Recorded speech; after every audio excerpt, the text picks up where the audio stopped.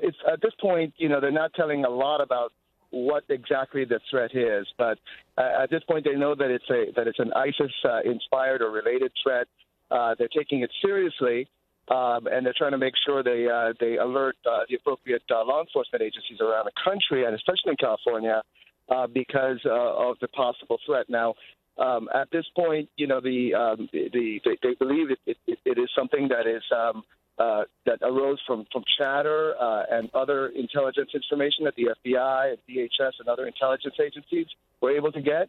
But again, they're not being very specific about it, and they're still trying to figure out it. There's no arrests that have been made, but they're trying to figure it out. And Evan, one of your sources has said that this focuses on parts of California where officials have stepped up security. Are we talking about big cities here? Are we talking about Northern or Southern California, or frankly, do we just not have those details?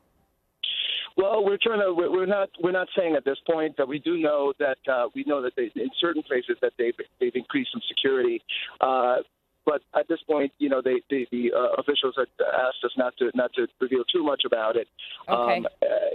Suffice it to say that they do believe it's serious enough that they've asked local police agencies to make sure that they're aware of it and then they increase their vigilance. Also, I know that some of the officials told you and made a point of telling you, Evan, that this potential threat, and they don't know if it is a real threat or an aspirational threat, they're saying it's not necessarily aviation related.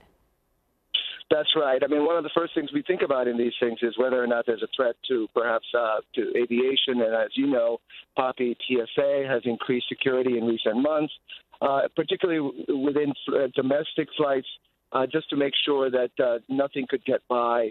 We know that the terrorist groups have been looking for ways to hide explosives in ways that are hard to detect, and so that's one of the things that is at work here. But they're being very cautious in providing details because I think there's so much of the investigation that's at a very sensitive stage.